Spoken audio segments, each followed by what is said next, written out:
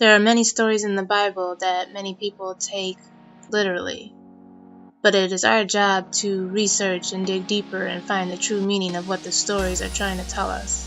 Ever wonder what the story of Adam and Eve was trying to tell us?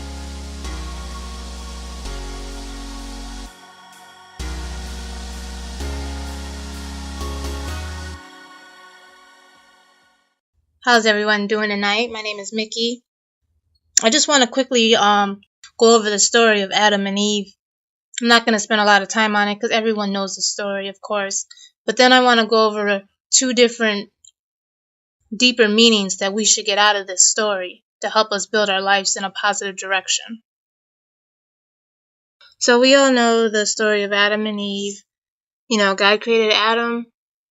Then he put Adam to sleep and took a rib out and created Eve. They lived in the Garden of Eden. God told them that they could eat from any fruit, any tree in the Garden of Eden except for one.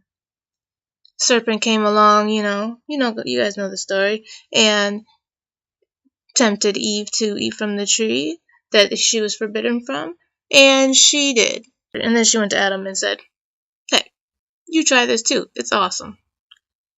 Then, of course, y'all know that God, found out about it and banned them from the Garden of Eden. And it was the fall of mankind, and since then we've all been cursed, and we have to earn our right to the kingdom of God. Well, we all know the story literally, right? But what is the story trying to tell us? Every story in the Bible has a deeper meaning on what we're supposed to take out of the story to create us to be better beings, to be more like Jesus, to, what would God do?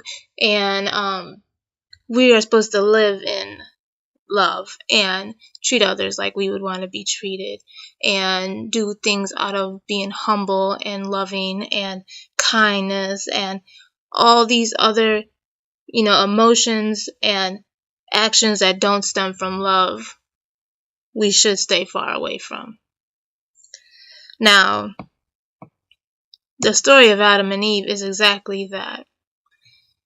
It is the temptation in life. Knowing what's right and what's wrong. Staying away from what's wrong. And if you're tempted and you actually end up sinning, then understanding that you were wrong. Taking the blame that you were wrong and asking for forgiveness. See, in the story of Adam and Eve, when God came to them and God asked Adam, "Did you eat of the tree of life?" Adam said, "Eve made me do it." And then Eve went on to say, "Well, the serpent made me do it." Both of them threw blame on somebody else.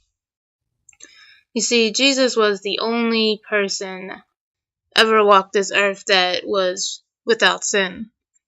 He lived his whole life in love, so to speak. He was the prime example of how every person should be.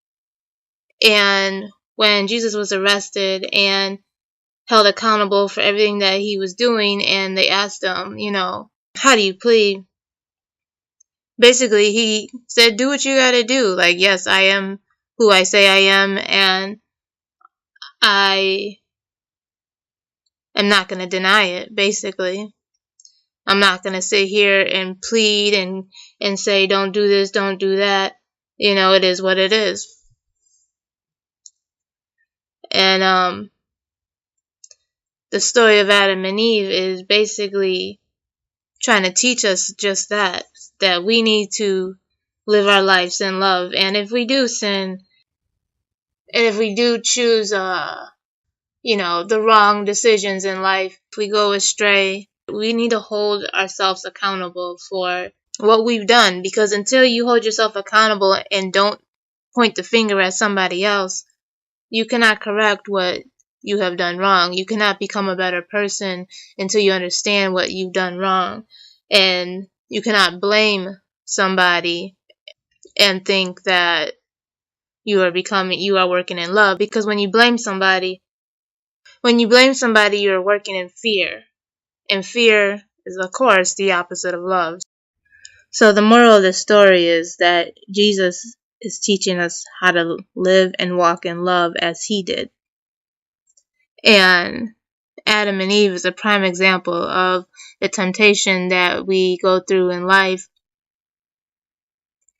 And hopefully, we do not let the temptation corrupt us.